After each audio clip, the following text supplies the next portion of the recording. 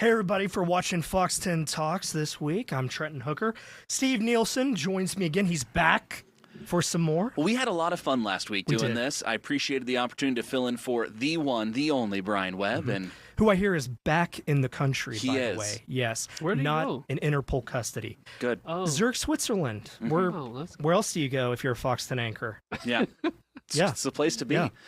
Well, I'm happy he was able to elude authorities. That's great. Yes. Yes, Yeah. for now. Justin Lum joins Hey. us. Thank you, sir. Busy Thanks week, for I know, having for me. you.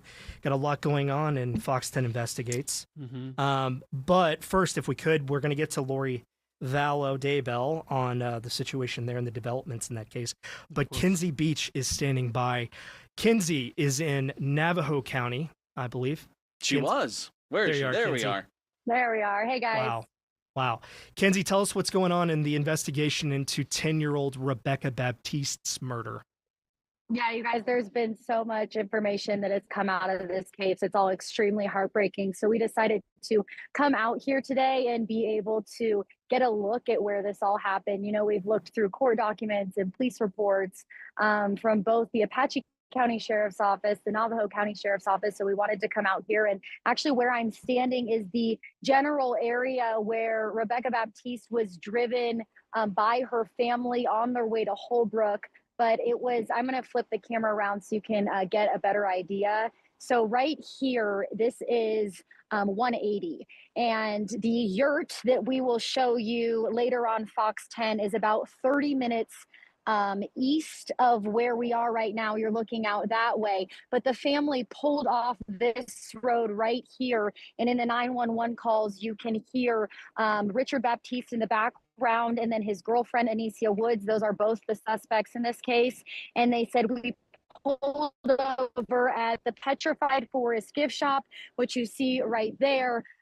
And in that call, the 911 dispatcher asks for them to take Rebecca out of the car, put her on the ground, and start giving CPR. And that's when Anicia Woods said, they asked if she knew CPR, and she said, yes, unfortunately. I Kinsey- know there was also in those reports that it was, sorry, go ahead. I was going to say, if we could play part of that call real quick. Yeah. We do have that sound bite if you'd stand by for us real quick. Yeah. She ran away for the third time in a week in the desert, and when the neighbor found her in the wash, she was unresponsive completely. She ran away. This is like the third time now, and she still hasn't even really bounced back from the first time. But when the neighbor found her, said that she was just almost gasping. By the time she got back to the house, she was barely breathing, so I'm breathing for her now. She's unresponsive, unconscious, unable to breathe for herself. Wow. You can hear in that call, too, just not how you would expect from a parent, a caregiver, a custodian to be in shock that my child's not breathing. I need to handle this situation right now. It's just such an emotional story. It's so, I mean, we deal in devastation and news all the time. There's just something about some of these stories that are just, they just turn it up a notch as far as your emotions. I mean, I struggle as a parent reading all of this, seeing all of it. I'm so pleased as a news station that, Kinsey, you went out there, though, today. I think there's a lot of power in being in those places, seeing what it was like there, that offering that perspective, and seeing that you're there right now. I don't think I quite realized sort of how remote this area is where all of this happened. Extremely remote. And honestly, this is one of the first parking lots or areas that we've seen for miles. So you have Holbrook. We passed through that main town, and then the next main town to the west of that is Flagstaff. So as we head out another 30 minutes to where this family was staying, it is so remote. I mean, we're hoping to go talk to some sorts of neighbors out there, but when we say neighbors, it's not your next door neighbor, it's somebody miles away. So we'll be able to paint a better picture of what the living conditions looked like in Rebecca's, last hours and days. And to piggyback on that, Kinsey, I mean, we were in that editorial meeting this morning, and you were very, very ready to go, even though this is 3 to 4 hours. I mean, you've been traveling all day, but I think it was so important. We all agreed, and we're rooting for you and the crew to get there, because so much of the time we rely on court documents, police records, and everything's in writing, and you can only imagine what was happening in that instance. But you're able to take people following this case viewers to this area where this tragedy happened. And there's a lot of talk involving Department of Child Safety and these tragedies involving these young children in the past week or so. So I think it's great that you're able to be out there. Yeah, thanks, Justin. It actually ended up being a lot further than we anticipated because so much of this happened in such remote areas. So you see Holbrook listed or different cities that are out here, but they're very small towns. So a lot of where this actually took place was very remote, very desolate areas. And kind of standing in this parking lot is a little eerie, picturing, the family pulling off this main highway right here and pulling over and being met by an ambulance somewhere in this parking lot. Kinsey, I wanted to ask you real quick because you've been covering this story really since the beginning and broke it.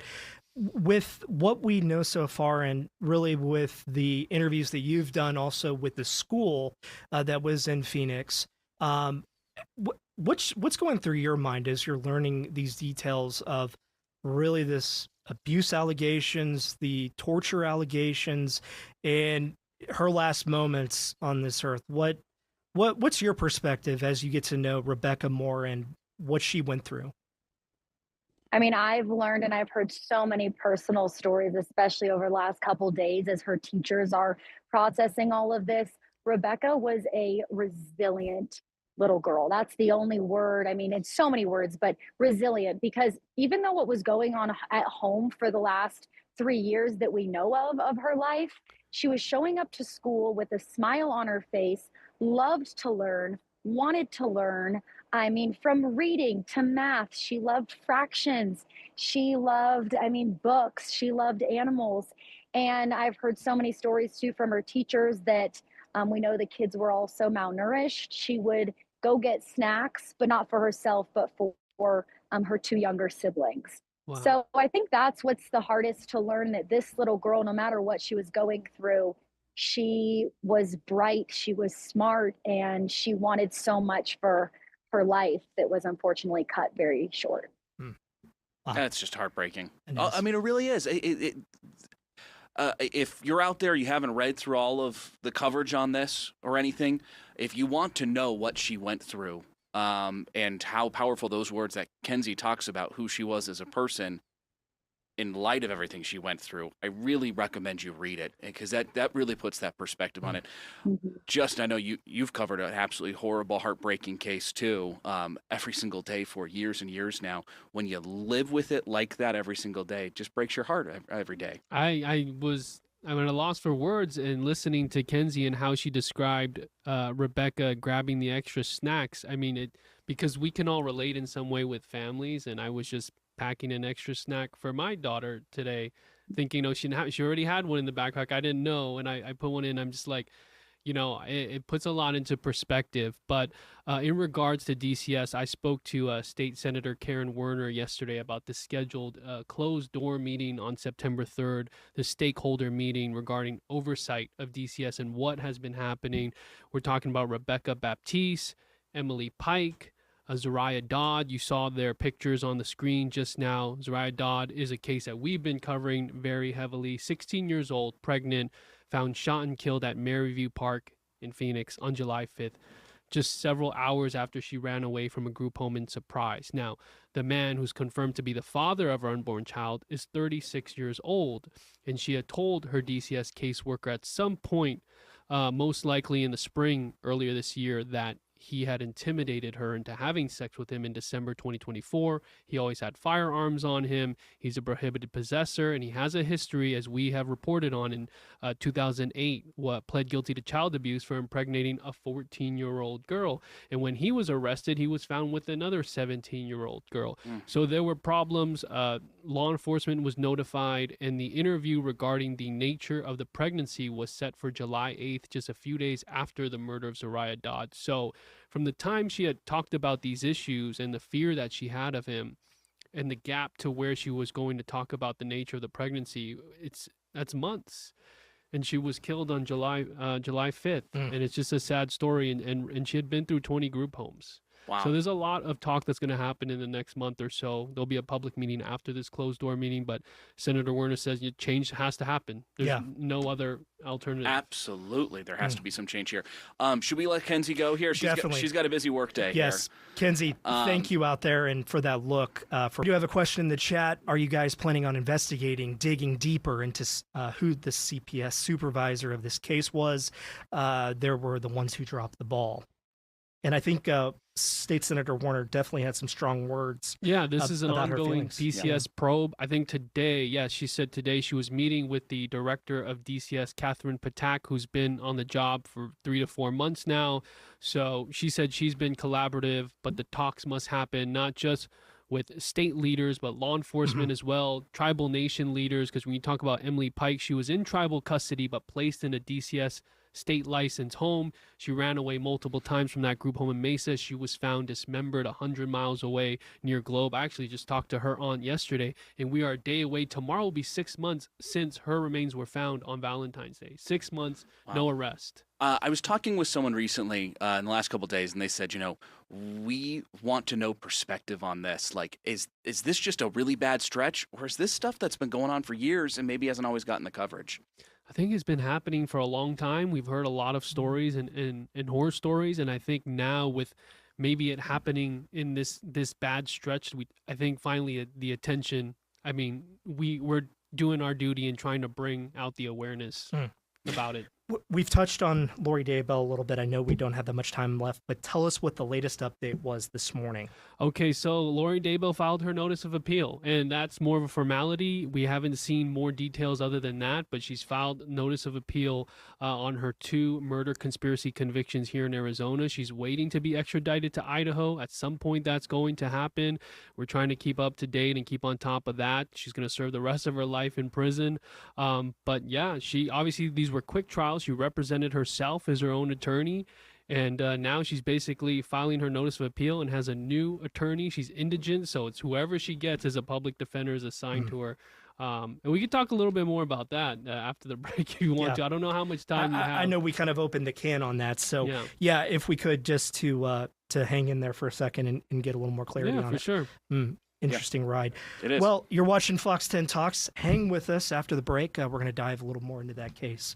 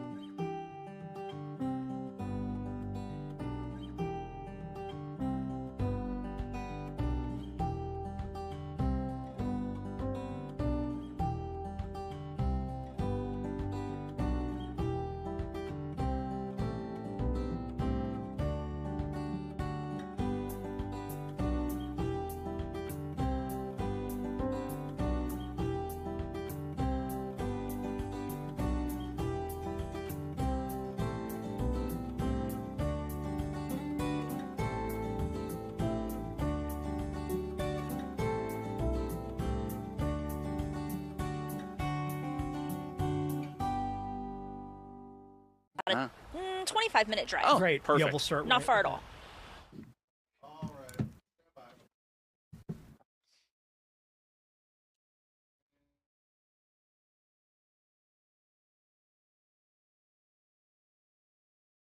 And welcome back into Fox 10 Talks. We got Trenton and myself here, but we also got Justin Lum.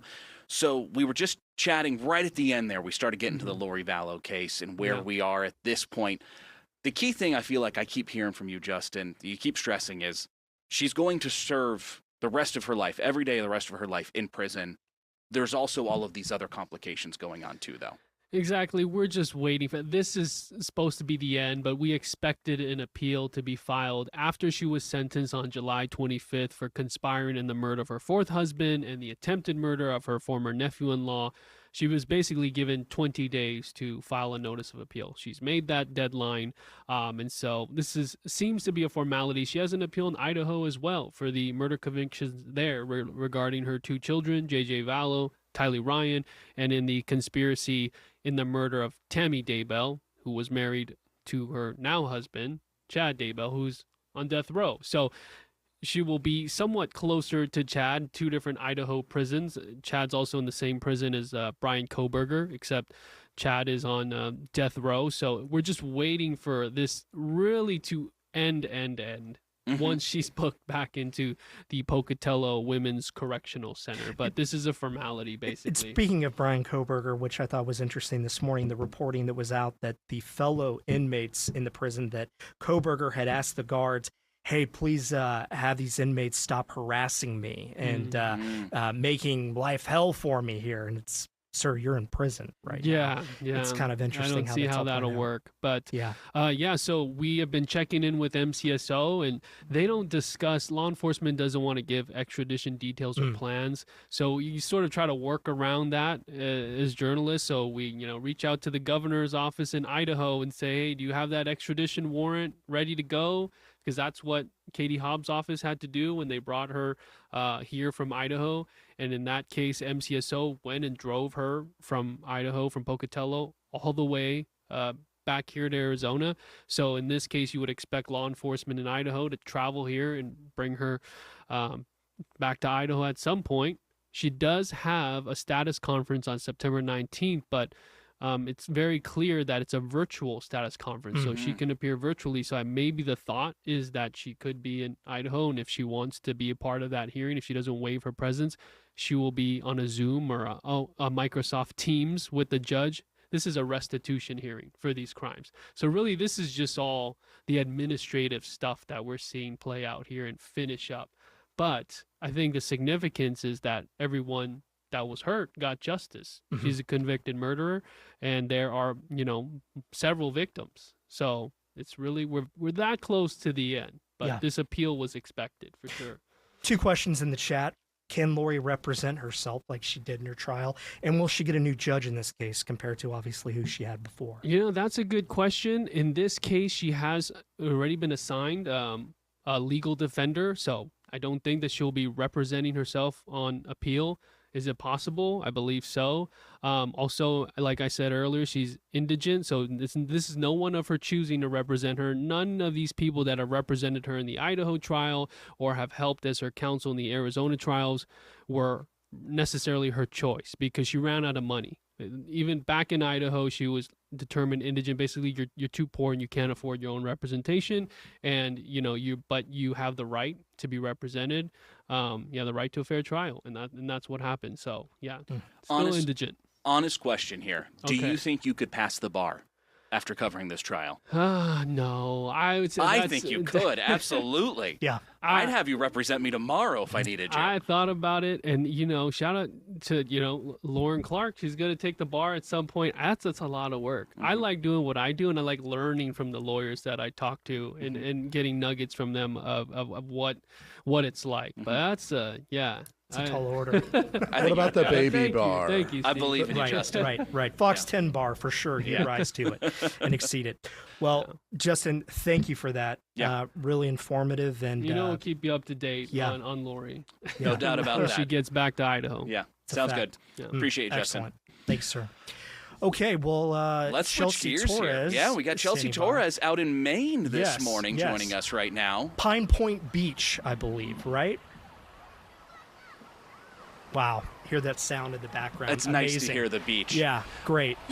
sea breeze, not a scorching oven like it is here. Exactly. Beautiful. Chelsea, tell us about a little bit of a shark watch out in Maine.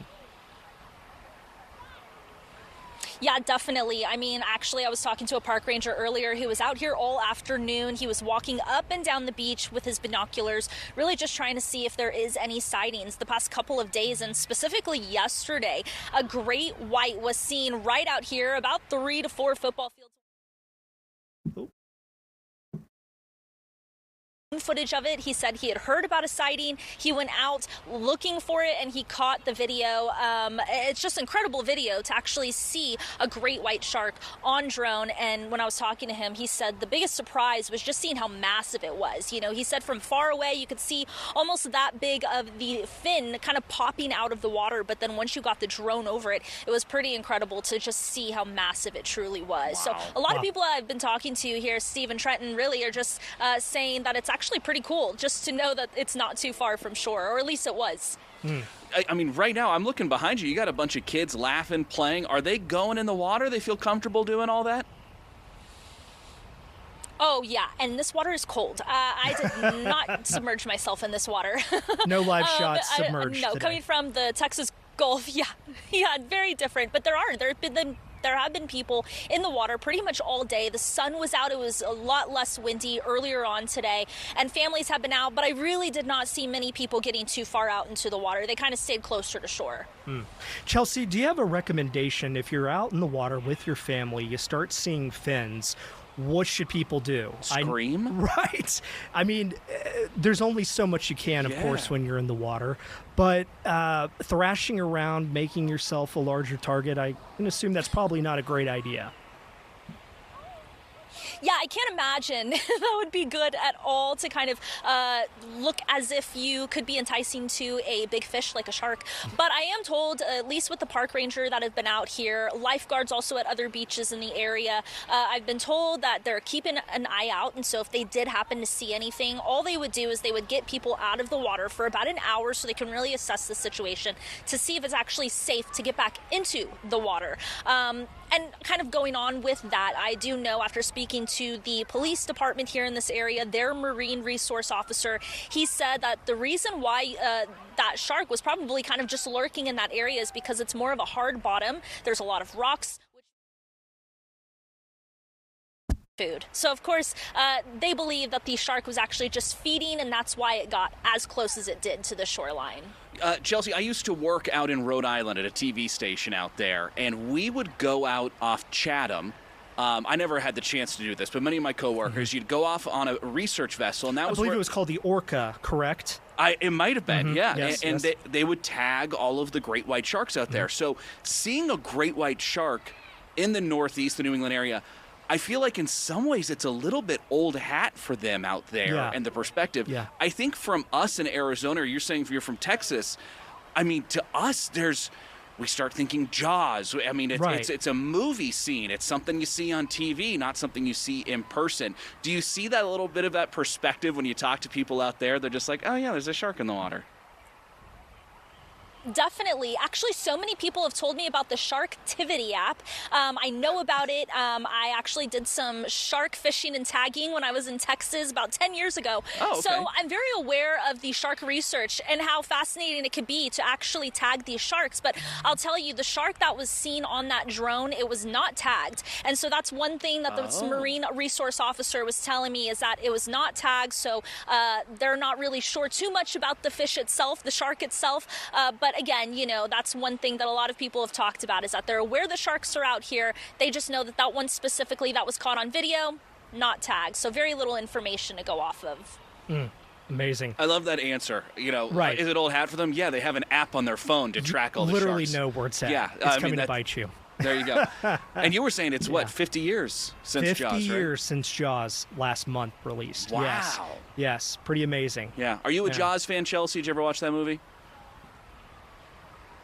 I am a Jaws fan. And you know what's fascinating is actually Jaws was filmed a few hours south of here, so south of Boston as well. So I'm not too far north from Boston itself, but yeah, so it's very interesting. A lot of people have been talking about that. One woman today told me, you know what, I've seen Jaws. That told me enough I need to know about the water, and she says she doesn't go in past her knees. So I'm sure a lot of people are like her. Yeah. I'm looking forward to your interview with the mayor who says everything's fine. Yeah, everything's fine. Come out and enjoy the summer. The beaches are always open. It'll be great. Well, I will tell you this, Chelsea. I've spent a good amount of time in Maine where you're at. If you have a chance to go to Kennebunk, there's a wonderful restaurant there that has a lobster roll trio platter. 3 different types of lobster rolls. Really recommend that. Very good. Oh. Yeah. Oh, my goodness. Okay, that's exactly what I'm trying to get to after this, so thank you. Work that into your day. We'll share details after this, Chelsea Torres, appreciate your live report out there at Pine Point Beach. Lots of fun. Thank you. Wow. So interesting. I know. I think being a landlocked state like this, Yes. shark sightings. No fear of sharks whatsoever, naturally or otherwise, built into Arizona. No, we're not worried about that. No. I do have friends, though, and this is a real story, that are in Rhode Island. I've got another friend in Maine who have texted me multiple times, terrified about scorpions and rattlesnakes. I had one friend text me, he's like, as a parent, do they just like take your children away when you move to Arizona because of all the scorpions around? Right. Like they think that like scorpions are just biting you every 3 seconds. Falling out. And then we do stories up there going, there was a great white shark. I know. And It's the same there's vibe. nothing you can do. Right. Yeah. And there's no UV light to find these said great whites. We do have the Sharktivity app, which was nice to know about. Yes. Yeah. So I think it's just the perspective. Mother Nature, there's stuff out there.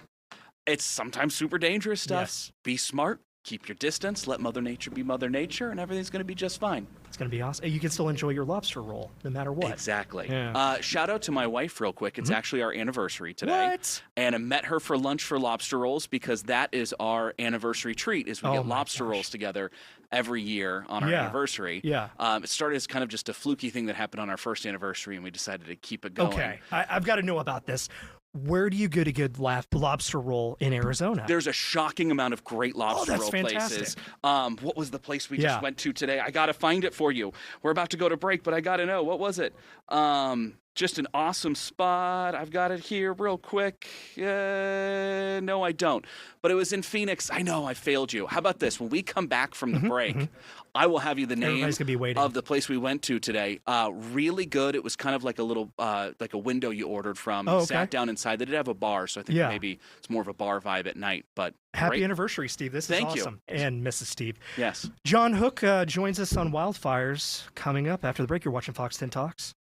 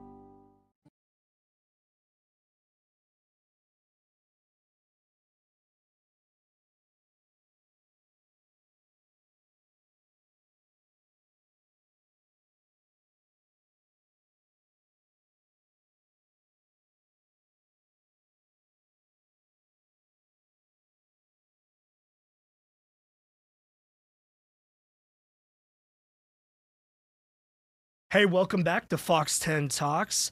John Hook joins us again, Good to second see week you in a row. guys. It's great. John, a lot going on this week, but Real quick before we Yeah, get to John, please, we please. got to pay off Oh, the teas on the lobster that's rolls. right. So Real quick shout out, Chula Seafood is where my wife and I went for lobster rolls today. Chelsea Torres, who you just promised a lobster dinner, was on her route back. I didn't promise her a lobster dinner. I don't have that I kind thought of you money. said it was I think within you your did. commute. Right. I think you did. Well, I made a recommendation. Yeah. I mean, it's not Zurich, Switzerland money, but it's enough. I'll do some work during the next commercial break and get an answer on that Fantastic. Kenny Bunkport That's great. lobster place. Did you for know that Steve, for every anniversary, because it was your first meal together, Yes. your wife and you, and it's a lobster roll dinner for every anniversary. we always have to have a lobster roll together? Impressive. Good choice. It's A great. lot of mayonnaise. Yes, it's delicious. It's very Light on the butter? expensive. Yeah. Very expensive lunches. Mm-hmm. But boy, I mean, it makes it special because we don't get lobster rolls any other time. So I look forward to that yearly The lobster countdown roll. starts. Yeah, you can't do a steady diet of that. No. Yeah, it's great. Just can't. Yeah. Well, discussion we've been having for quite a while, and you've even joined us on Yeah. Fox 10 Talks, is about the wildfires this summer. I think the Dragon Bravo fire kind of woke everybody up to what's going on here, and as that story developed out.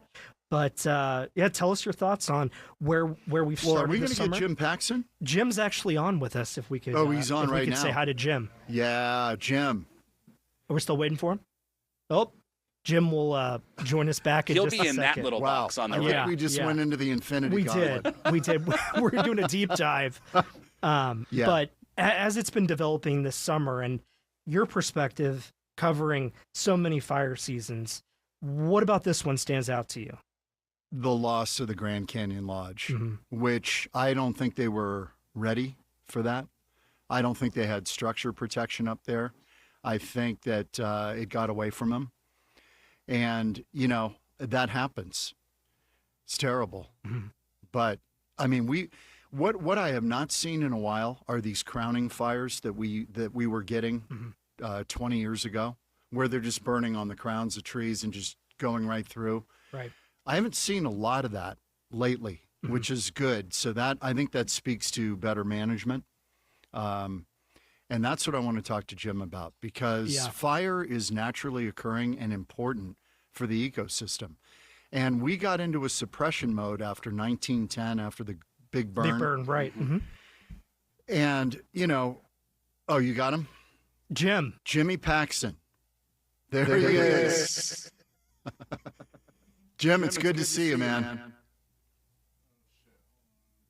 Oh, we've got a little echo chamber going. This would be good for vocals. Yeah, we should drop a track right now. Whatever gets you through the night. Jim, how are you? Please tell me we're rolling on that. Oh, yeah. If we can get Jim, I've got so many questions for this guy. Oh, there we Jim. go. Jim, you hear us? Yeah, I've got you now. Ah, there you are. It's good to see you. Good to see you. Thank you. Are you in Truth or Consequences? I am in Good a real man. town, Truth or Consequences. Wow. Jim, it is good to see you. You were the face of the Rodeo-Chediski Fire in 2002. Which we have some sound from. If we could play that real quick, it's a quick bite. This is solid gold, Yeah. because this guy was a walking soundbite. Yeah, let's take a look at that real quick. You guys got hearing problems. Y'all gonna need to fix your microphones. We lost this fire. The wind blew us out. This was a weather event. There's not a thing we could have done that would have prevented this, except it not happen. We'll get this fire. It's gonna take us a while. Remember I told you we had a 50-50 chance of winning the race down Hop Canyon. We lost the race. Wow. That Jim, is the television. one I remember, Jim, was the dragon reared its ugly head with its nasty breath, and we just Yep. didn't have a chance. Yeah, that's ancient history. That's a long time ago. Wow. I know you're such a modest guy. Yeah. It's so great to have you on, Jim. Thank you. Jim was the incident commander of the Rodeo-Chediski Fire, which at that time was the biggest fire we'd had in the state. He did a masterful job, but usually we don't hear from the incident commander, Jim. Usually the PIOs take care of that. Why did you jump into the fray in that fire? Well, John, I've got to correct you just a little. And I see we still have an echo. I was the information officer. Oh, you were. You weren't the incident commander on that fire. No, Larry Humphrey was the. Oh, okay. Yeah, memory's fading, Jim. I'm an old guy now. I was doing my regular job. I have to say, watching that though, quite refreshing to hear the plain speak. Totally. Of here's what it is, folks. That's it. I'm not going to party this up. Jim on, was the face of the fire, actually, and I know he's uncomfortable with that because a lot of people lost property. It was a terrible fire. It was 2 fires that eventually merged. But Jim, I wanted to, if we get a quick second, talk about the Dragon Bravo fire because I have a theory and I want to run it by you. In the media, we tend to get obsessed with containment, control, numbers on the containment. It's 44% contained. It dropped. It went to 30%. What the heck's going on? And I just want to run by you on the fire management side. Are we missing the component that in managing the fire, are there areas where you say, you know what, we're going to let it run a little bit here because the area needs it? And we're not going to be completely obsessed with getting this fire out if it's not threatening something. Yeah, there are, but it's quite an involved process. Grand Canyon National Park had total jurisdiction of this lightning strike, and they put it in a confined, contained strategy, which really will do good things as long as it stays in control. They have to look at the fire weather, the time since they've had last rain, the fuel moisture.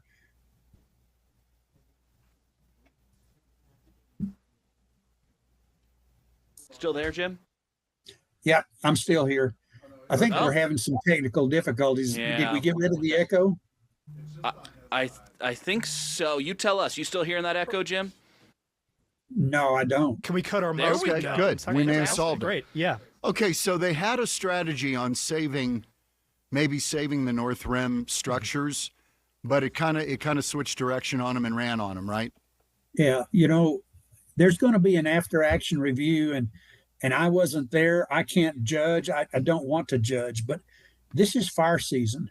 Arizona has had record high temperatures, record low moisture. I think it was really risky business to be in the canyons of the North Rim and let a fire creep and crawl around and do some things based on weather forecast and their fuel moisture and everything else. They took some pretty large risks, and when it blew up on them, they didn't have the staff and resources to stop the fire. Yeah, my understanding is they didn't have any structure protection up there ready to go. And then there's complications with dropping retardant because the Park Service didn't want any retardant on the building. There are all these ancillary concerns that enter into it. They didn't want fire retardant on a historic building because it messes up the paint and it doesn't look good for the tourists and blah, blah, blah. But I mean, when that thing changed direction, they didn't have a lot of time to react and they weren't ready. It strikes me. Well, in the old days, because I'm an old dinosaur myself now. I've been retired since 2003. In the old days, that fire would have never been allowed to be in a confined status and watch it burn. It would have been suppressed immediately.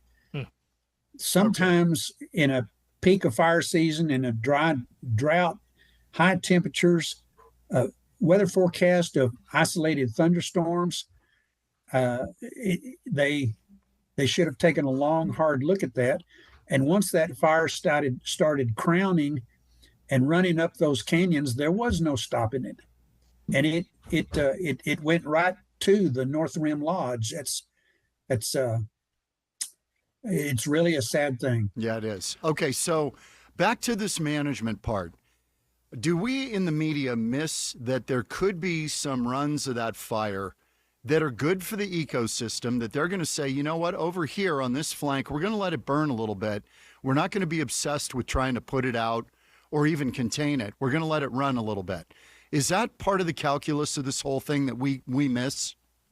Well, it is. You know, the fire team doesn't decide what action is taken. It's actually the agency officials, and they have pre-planning. They know areas that they want to burn. But if we go back just a little bit, go back to 2016, the warm fire burned across the Kaibab Plateau for 2 weeks. It was in a managed fire use. That's not quite confined contained. But then they had a weather event and it blew up and it burned 59,000 acres extremely severely. A lot of old growth pines. You can see the patches where fire jumped canyons and just kept running. And there were a lot of lessons learned from that fire. It actually started on the park and burned onto the Kaibab National Forest.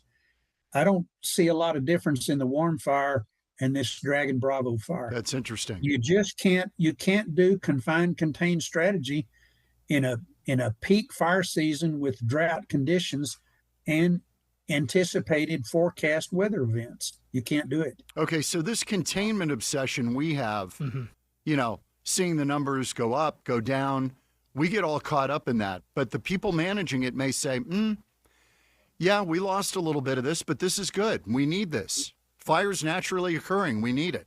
And this was naturally occurring. You're correct. It was a lightning fire. When the containment strategy goes down, that's because the fire expands greatly and some of that line that was contained is burned over. And then you have to start back and build new line and lay retardant and get dozers and whatever's in there to stop the forward advance of the fire. It's still, John, it goes back to you assess the risks and the benefits have to exceed the negatives and the potential for a disaster. It's really sad that the Grand Canyon Lodge, the North Rim Lodge, burned. I think you can wash retardant off with pressure washers, but you're going to build anew out of the ashes now. Yeah. Hey, Jim, if you could stay with us for just a second, can we ask him a couple more questions just when we get on the other side of the break, just for another minute or so? I can't think of anybody better. Yeah, that'd be great. Appreciate you, Jim, Jim. your perspective, I think, is a breath of fresh air. Yeah. No. Hang with us, folks, on Fox 10.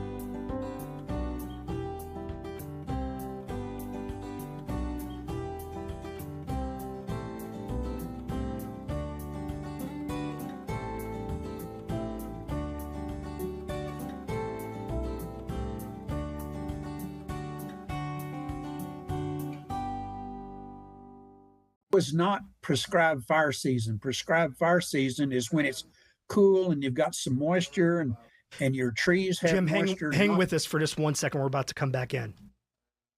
5, 4, 3, 2, 1. Hey, you're watching Fox 10 Talks. John Hooks here with me, Steve Nielsen. But Jim Paxson, hang with us right after the break.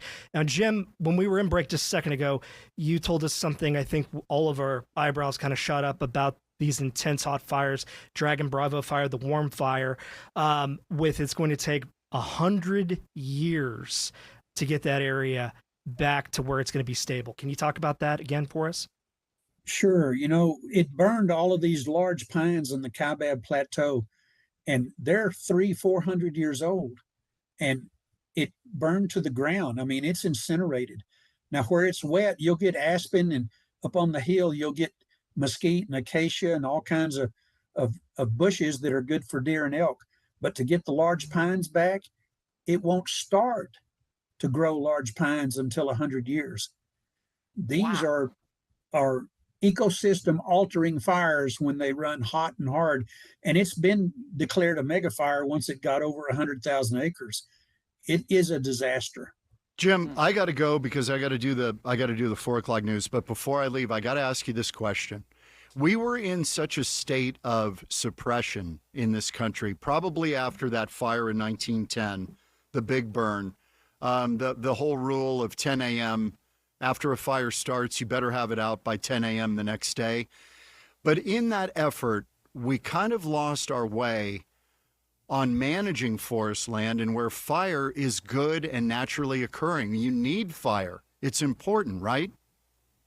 Oh, absolutely. And I'm a huge proponent of prescribed fire. I did a lot of that here on the Gila National Forest, where I was a district ranger for 15 years. But the debate is going to really come to a head, because you can't burn to forest health.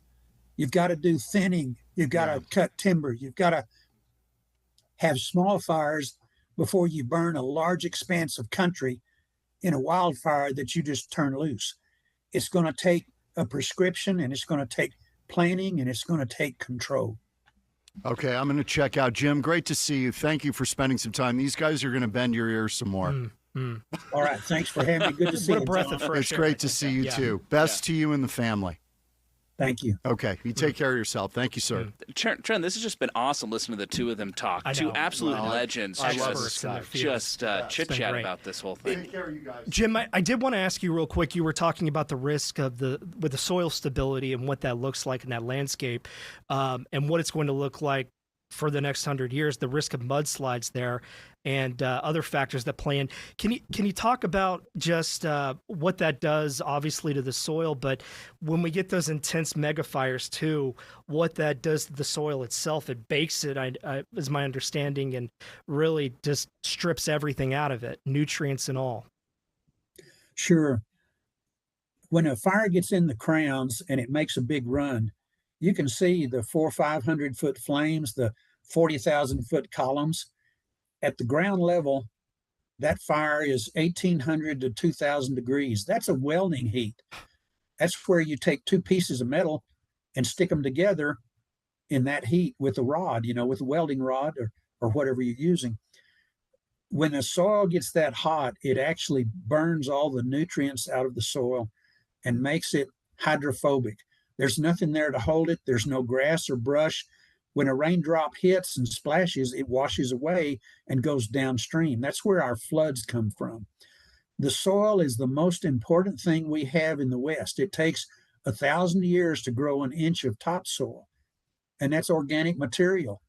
And once you burn that out, it's sterile. It's very hard to get anything to grow. It forms hard pans. It's not a good situation.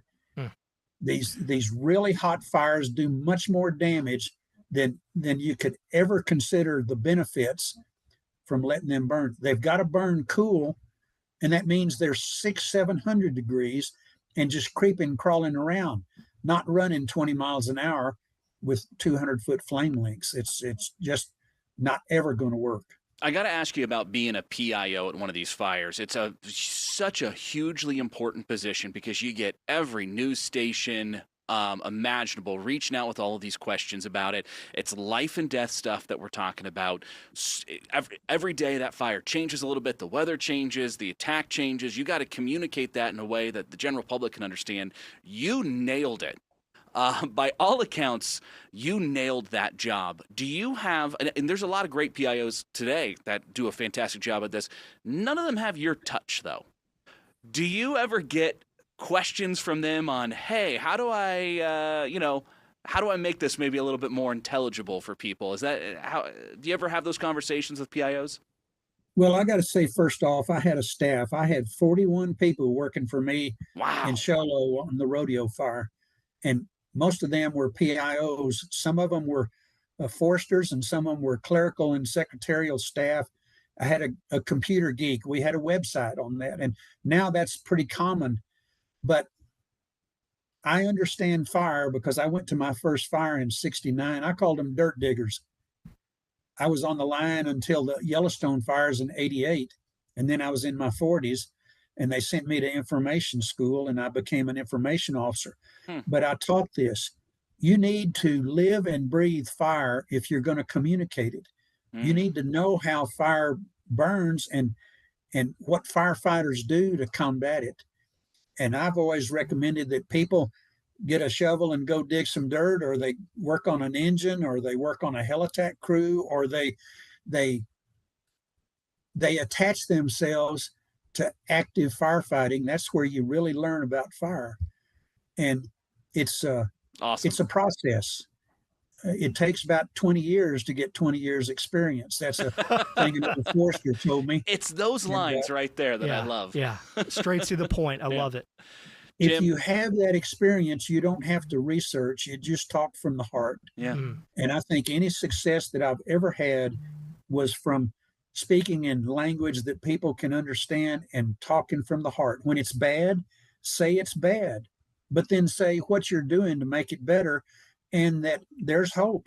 That's what people really need, is hope, and that we're gonna take that dragon down, and we'll rebuild if we need to, but we're going to save as much as we can. I think that's great advice that can apply to pretty much everything in life. Jim Paxson, really appreciate your perspective, sir. It's been a pleasure. Enjoyed talking to y'all, and have a good fire. May it rain in Arizona. Yes, sir. Yes. Okay. Oh, Thank you, Jim. Appreciate that. Okay. All right. Wow. We got another guest to join us right now. Just waiting in the wings right now too. Yes. And we just go from legend to legend to legend. Makes our job pretty easy, right? We don't have to do anything. We just stand in the shadow and just go like, the lighting looks good right there. Okay, tell us this amazing anecdote. So this is a wonderful leather chair right now. Who's going to sit in the chair? The one and the only. Richard Saenz, how you doing? The one, the only, yes. Doing great, man. The D-backs come from behind, they win. Zach Allen taking on Merrill Kelly. We got to talk about that. Is this team better today than they were a month ago? Well, I remember a week ago, all hope, it felt like it was lost. Yeah. Traded it all away. How are we going to make this happen? I was even seeing the wild card record predictions of, I think the Cardinals, right, were the last ones to kind of come in a similar position to move up. The chances are going to be there, and then boom, happening. I know they won, 3 of the last 4 series. Those are the 4 series after the All-Star break, or the trade deadline, rather. And they've gone 8-4, and they're doing this after selling the farm. And you got to give credit to Lori Vallow, right? All those people calling for his head.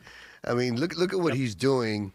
You know, he seems to be better when he's got kind of a rugged team like this. That 2023 team almost feels like the today version of this team, which is backs against the wall. No one believes in us. We're young, we're fun. Let's just go out there and have some fun.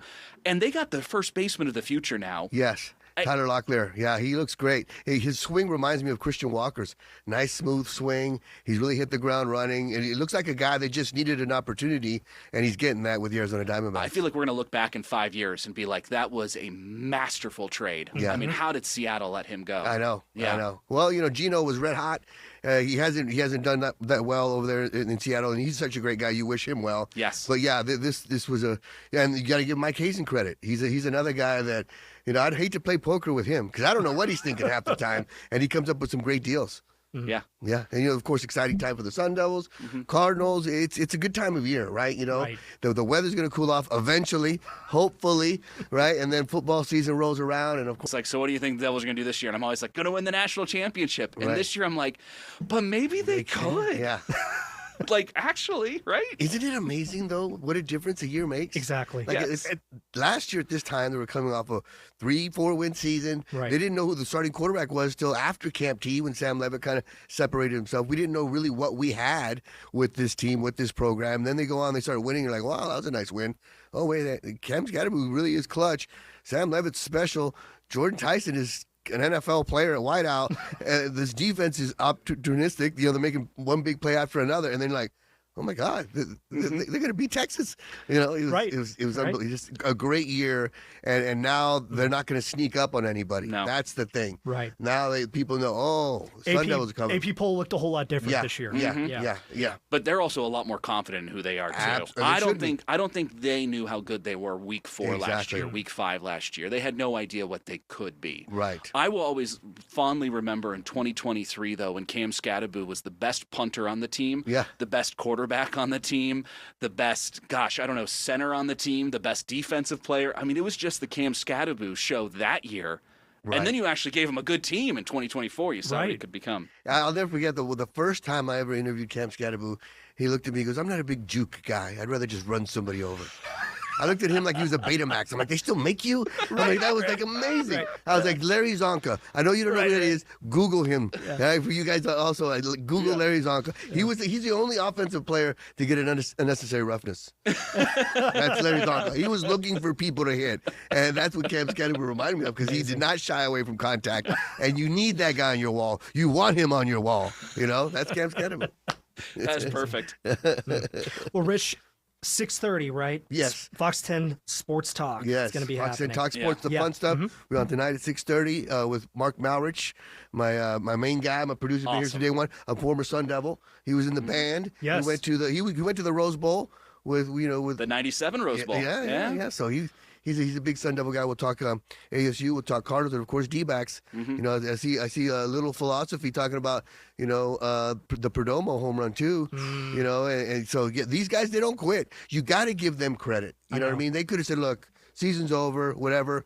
Don't get me started." Just what I was thinking. More at 6:30. Yeah. The ticket prices were going to be okay. We're back I up. know. It's out of here. So, I'll hook you up. everybody, sticking with us. Fox 10 Talk. Steve This was Nielsen. great. Thanks for making it week 2. It's been Absolutely. great. Yeah, what a fun. show. Yeah. All right, everybody. Yeah,